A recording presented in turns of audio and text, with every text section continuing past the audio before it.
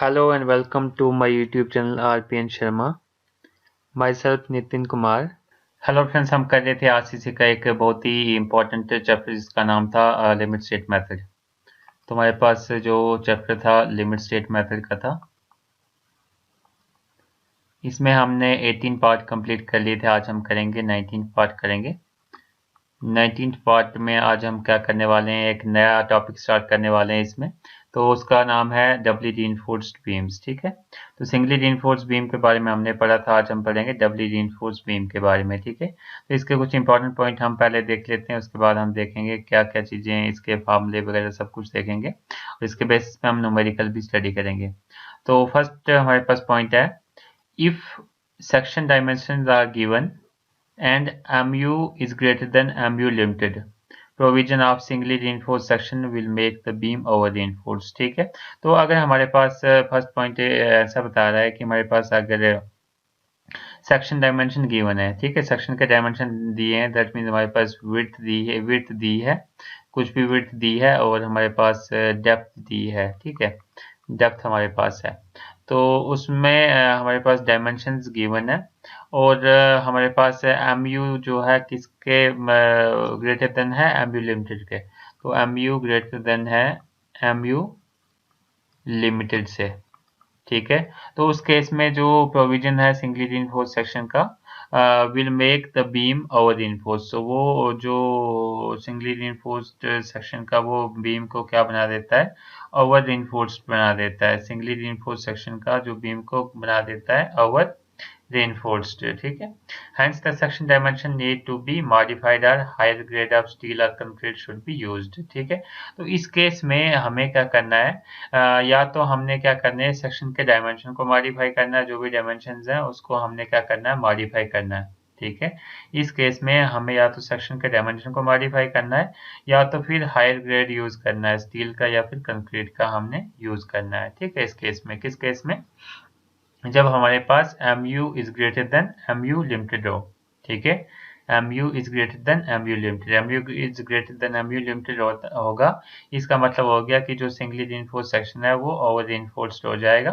Over reinforced होने की वजह से हमें दिक्कत आ सकती है, तो इसलिए हमने क्या करना है, जो जो भी डायमेंशंस हैं हमारे पास सेक्शन के उसको चेंज कर लेना, मॉडिफाई कर लेना, या तो फिर स्टील के ग्रेड को हमने क्या करना है, स्टील या कंक्रीट के ग्रेड को हमें चेंज करना है। ठीक है,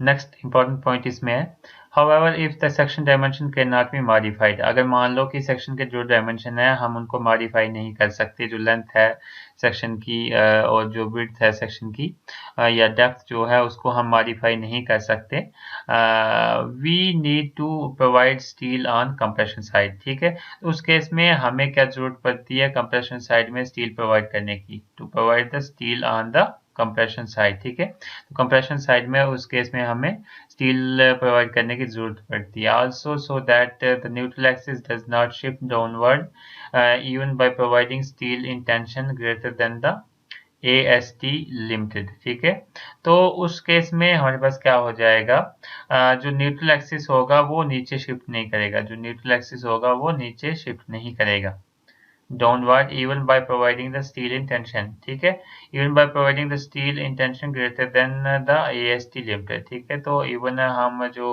टेंशन में जो स्टील प्रोवाइड करेंगे वो ज़्यादा कम प्रोवाइड करेंगे in comparison to AST limited के।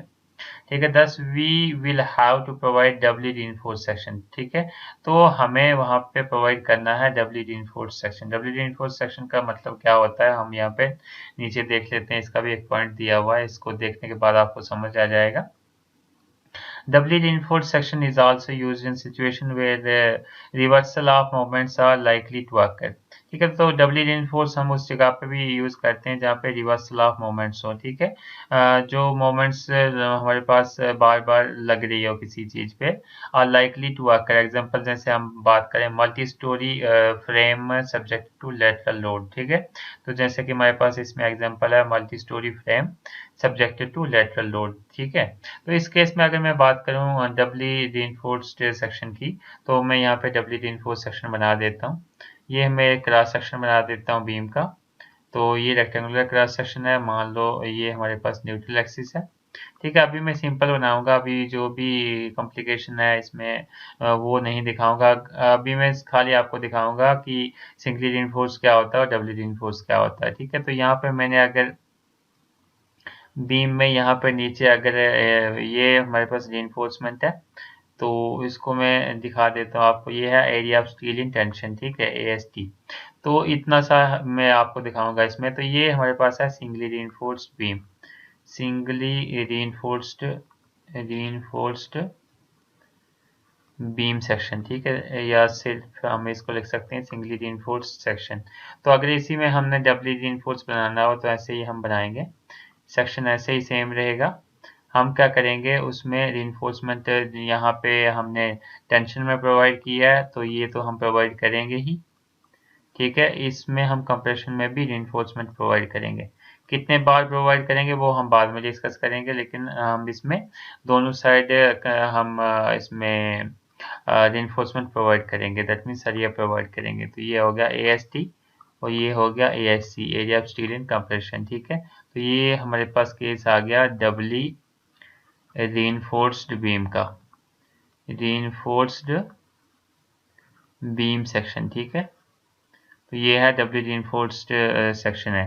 तो आई होप आपको समझ में आया होगा कि सिंगली रीइंफोर्स्ड सेक्शन क्या होता है और डबली रीइंफोर्स्ड सेक्शन क्या होता है बीम के केस में, ठीक है। तो ये हमारे पास जो नीचे वाली जोन है इसको हम टेंशन जोन कहते हैं, और जो ऊपर वाली जोन है इसको हम कहते हैं, न्यूट्रल एक्सिस के ऊपर वाली जोन है इसको हम कहते हैं कंप्रेशन जोन, ठीक है, बीम के केस में। ओके, तो इसलिए हमने यहाँ पे लिखा है AST, area of steel in tension, और यहाँ पे ASC लिखा है, area of steel in compression, ठीक है। आई होप ये लेक्चर आपको समझ में आया होगा। अगर आपका कोई भी डाउट हो तो आप कमेंट सेक्शन में पूछ सकते हैं। नेक्स्ट पॉइंट इसी में है, other advantage of using compression reinforcement is reduction in long term deflection due to shrinkage and creep, ठीक है। तो अदर जो एडवांटेज है हमारे पास जो कंप्रेशन में रीइंफोर्समेंट यूज करने की, कंप्रेशन में जब हम रीइंफोर्समेंट यूज करते हैं तो इसका मतलब हो गया कि हम डबली रीइंफोर्स सेक्शन के बारे में डिस्कस कर रहे हैं, ठीक है। जब भी मैं बोलूंगा कंप्रेशन रीइंफोर्समेंट हम प्रोवाइड कर रहे हैं, दैट मीन्स हम डबली रीइंफोर्स सेक्शन की बात कर रहे हैं।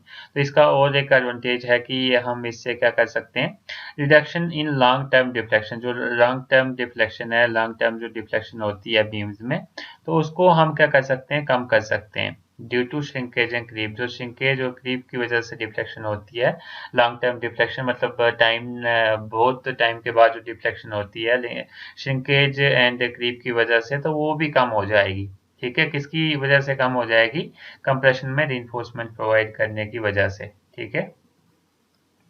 While providing compression reinforcement, it should be ensured that the compression reinforcements are enclosed by closed stirrups in order to prevent their possible buckling and to provide some ductility and confinement of concrete, ठीक है। तो जो भी हम compression में provide करते हैं reinforcement, जो भी कंप्रेशन में हम प्रोवाइड करेंगे तो उसका हमने ध्यान रखना है कि जो भी रीइंफोर्समेंट है वो प्रॉपर्ली एनक्लोज्ड हो, ठीक है, एनक्लोज्ड बाय क्लोज्ड स्टीरअप्स, ठीक है। जो भी क्लोज्ड स्टीरअप्स हैं, स्टीरअप्स हमारे पास क्या होते हैं वो हम बाद में डिस्कस करेंगे। तो क्लोज्ड स्टीरअप्स से हमें एनक्लोज होनी चाहिए, ठीक है, in order to prevent their possible buckling and to provide ductility. तो जो बकलिंग है वो ना हो फ्यूचर में, इसलिए हमें उसको क्लोज करना है स्टीरअप्स में, and to provide some ductility, ताकि उनको डक्टिलिटी भी मिल जाए उस चीज को, बाय कन्फाइनिंग द कंक्रीट, ठीक है। तो हम बात करें यहाँ पे कन्फाइनमेंट की। कन्फाइनमेंट क्या होता है, कन्फाइनमेंट होता है हमारे पास कारावास, या फिर कोई हम बोले डिटेंशन, मतलब उसको डिटेंशन करके रखना, दैट मीन्स उसको अरेस्ट करके रखना, या फिर हम बोल सकते हैं उसको एनक्लोजर करके रखना, वहाँ पे रखना एनक्लोजर करके, ताकि वो यहाँ वहाँ ना जाए, ठीक है। आई होप ये भी आपको पॉइंट दो समझ में आए होंगे। अगर आपने पिछले वाले लेक्चर नहीं देखे तो आप वो भी देख लीजिए, आपको अच्छे से समझ आ जाएगा कि यहाँ पे क्या चल रहा है और आपको कैसे इसको हैंडल करना है। तो आगे जैसे जैसे ही हम और पॉइंट डिस्कस करते जाएंगे और हम फार्मूलाज देखेंगे तो आपको और क्लियर होते जाएगा कि हमें ये चैप्टर कैसे करना है, और आपके लिए बहुत ईजी हो जाएगा, ठीक है। तो जैसे कि हम डिस्कस कर रहे थे डबली रीइंफोर्स्ड सेक्शन के बारे में, डबली रीइंफोर्स्ड बीम के बारे में, तो हम इसका एनालिसिस करेंगे कि डबली रीइंफोर्स्ड बीम को हम कैसे एनालाइज करें, कैसे इसके बेसिस पे हम क्वेश्चंस निकालें, वो सारा कुछ हम इसमें देखेंगे, ठीक है। तो इसमें जो पीछे हमने सिंगली रिइंफोर्स्ड बीम देखा था, उसका भी हमने क्रॉस सेक्शन देखा था कि उसका क्रॉस सेक्शन कैसा होता है, उसकी स्ट्रेस स्ट्रेन डायग्राम हमने बनाई थी। तो यहाँ पे भी हम दोनों की स्ट्रेस स्ट्रेन डायग्राम बनाएंगे इसकी डबली रिइंफोर्स्ड सेक्शन की, ठीक है। तो यहाँ पे मैं एक सेक्शन बना देता हूँ। सबसे पहले तो यहाँ पे मैंने बना दिया सेक्शन, क्रॉस सेक्शन बना दिया। यहाँ पे मैं क्रॉस सेक्शन बना देता हूँ। ये मेरे पास एक क्रॉस सेक्शन बन गया। तो क्रॉस सेक्शन में हमारे पास रीइंफोर्समेंट हम प्रोवाइड करते थे सिंगली रीइंफोर्स्ड बीम में। हम खाली यहाँ पे टेंशन जोन में रीइंफोर्समेंट प्रोवाइड करते थे, लेकिन डबली रीइंफोर्स्ड बीम में हम कंप्रेशन जोन में भी हम रीइंफोर्समेंट प्रोवाइड करेंगे। दैट मीन ये आ गया टेंशन जोन, ये आ गया कंप्रेशन जोन, ठीक है। तो ये बीच में हमारे पास आ जाएगा न्यूट्रल एक्सिस। तो बीच वाला ये हमारे पास आ जाता है न्यूट्रल एक्सिस, ठीक है। उसके बाद हम अगर बात करें तो ये जो न्यूट्रल एक्सिस है, ये हमारे पास यहाँ से लेके यहाँ तक ये आ गया XU। That mean depth of neutral axis from the top compression fibre, ठीक है। और ये हमारे पास है width of the beam section. और हमारे पास D डेप्थ, डेप्थ जो है हमारे पास इफेक्टिव डेप्थ जो है, ये है इफेक्टिव डेप्थ। यहाँ से लेके यहाँ तक की हमारे पास है इफेक्टिव डेप्थ, ठीक है। और कैपिटल ये आ गया हमारे पास capital D, that means overall depth, पूरे बीम्स जो है इसके सेक्शन की ओवरऑल डेप्थ D, ठीक है। और उसके बाद अगर हम बात करें, ये जो वाला पोर्शन है, यहाँ से अगर मैं बात करूँ इसके सेंटर से लेके इसके जो टॉप फाइबर तक का जो डिस्टेंस है, इसको हम D डैश बोलते हैं। D डैश, ठीक है, D डैश हो गया ये। तो ये आ गया हमारे पास D डैश। और उसके बाद ये जो डिस्टेंस है हमारे पास इन दोनों के बीच का, ये और इसके बीच का, तो ये हो जाएगा हमारे पास कितना, अगर मैं बोलूँ इन दोनों के बीच का डिस्टेंस कितना है, तो वो हो जाएगा D माइनस D डैश, क्योंकि टोटल यहाँ तक कितना है, D है। D में से हम ये वाला D डैश माइनस कर देंगे, तो ये वाला डिस्टेंस हमारे पास आ जाएगा। तो ये वाला डिस्टेंस हमारे पास कितना है, D माइनस D डैश, ठीक है। तो ये हमारे पास आ गया। और ये हमारे पास है AST, area of steel in tension. और ये हमारे पास है area of steel in compression, ठीक है। और ये हमारे पास हमने पीछे ही बोला कि ये वाला टेंशन जोन है, ये वाला कंप्रेशन जोन है। तो ये आप यहाँ पे देख सकते हैं। और ये हमारे पास है क्रॉस सेक्शन बीम का, क्रॉस सेक्शन है बीम का, ठीक है। और इसकी हम बनाएंगे स्ट्रेस स्ट्रेन डायग्राम। तो स्ट्रेस स्ट्रेन डायग्राम बनाने के लिए हम ऐसे डॉटेड लाइन ले लेंगे आगे। ऐसे लेने के बाद इसके बीच से भी ले लेंगे, यहाँ से भी ले लेंगे। और यहाँ पे बनेगी हमारी डायग्राम। सबसे पहले तो हम बनाएंगे स्ट्रेन डायग्राम। तो स्ट्रेन जो है, यहाँ पे मैक्सिमम स्ट्रेन हमने पीछे देखा था कितनी होती है, 0.0035। और यहाँ पे हमारे पास कुछ इस तरीके का बनेगा। ये है न्यूट्रल एक्सिस, ये इस तरीके का ऐसे, ठीक है। और यहाँ पे हमारे पास जो स्ट्रेन होगी, यहाँ पे इस एरिया में हमारे पास जो स्ट्रेन होगी वो होगी, ये मैं ऊपर लिख लेता हूँ, 0.0035 1 minus D dash by XU। ये होगी हमारे पास ये इस जगह की स्ट्रेन, ठीक है। और यहाँ की स्ट्रेन की अगर हम बात करें तो ये होगी greater than or equal to 0.87 F of Y divided by E of S plus 0.002। तो ये इस जगह पे स्ट्रेन होगी greater than or equal to this value, ठीक है। तो ये इसकी आगे स्ट्रेन डायग्राम, ठीक है। तो इसकी हम अगर स्ट्रेस डायग्राम बनाएं तो स्ट्रेस डायग्राम कुछ ऐसे बनेगी। यहाँ पे मैं बना लेता हूँ, ये यहाँ तक ही जाएगी। ये हमारे पास वैल्यू होगी, ये आगे टेंशन। और ये जो वैल्यू होगी इसकी F 0.87 F ऑफ Y, ठीक है। और यहाँ पे मैं बात करूँ, इसकी डायग्राम कुछ इस तरीके की बनेगी। ये बनेगी कुछ इस तरीके की ऐसे, और ये यहाँ से करो, ठीक है। यहाँ पे दो फोर्सेस लगेंगी, कंप्रेसिव फोर्सेस, एक C1 एक C2। यहाँ पे C1 आ गई, यहाँ पे C2 आ गई, ठीक है। और यहाँ पे जो स्ट्रेस होगी 0.45 FC के टॉप फाइबर पे, ठीक है। यहाँ पे 0.87 F ऑफ Y स्ट्रेस।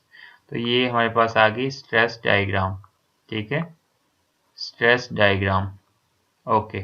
तो ये सारा केस किसका था, डबली रीइंफोर्स्ड सेक्शन का, डबली रीइंफोर्स्ड बीम का, ठीक है। तो डबली रीइंफोर्स बीम की हम बात कर रहे हैं। डबली रीइंफोर्स इसे हम क्यों कहते हैं, क्योंकि इसमें रीइंफोर्समेंट हमने कंप्रेशन साइड में भी टेंशन साइड में भी डाली है और यहाँ पे कंप्रेशन साइड में भी डाली हुई है। ठीक है। तो यहाँ पे हम देखें D dash by D should be normally between 0.05 to 0.2। ठीक है। तो जो डी डैश बाई डी की हमारे पास वैल्यू है वो इसके बीच होनी चाहिए, 0.05 टू 0.2 के बीच में ही हमारे पास होनी चाहिए। ठीक है।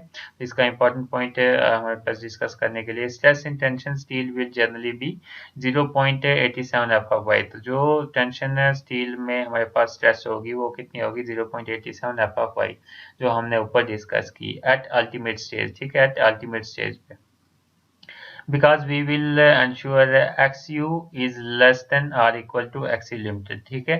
तो इसमें हमने ensure क्या करना है, xu less than होना चाहिए or equal to होना चाहिए xu limited के of singly reinforced section। However, design stress in compression steel would normally be less than 0.87 f.y। तो जो भी हमारे पास कंप्रेशन स्टील है उसमें जो स्ट्रेस डिजाइन स्ट्रेस हमारे पास होनी चाहिए वो लेस देन होनी चाहिए 0.87 f.y। ठीक है। आई होप ये लेक्चर भी आपको समझ में आया होगा। अगर कोई भी डाउट हो तो आप पूछ सकते हैं कमेंट सेक्शन में, और अगर तब भी डाउट क्लियर ना हो तो इस वीडियो को दोबारा रिपीट करके देख सकते हैं, आपको ये लेक्चर क्लियर हो जाएगा। Thank you. If you like the videos then like, comment, share and subscribe my YouTube channel.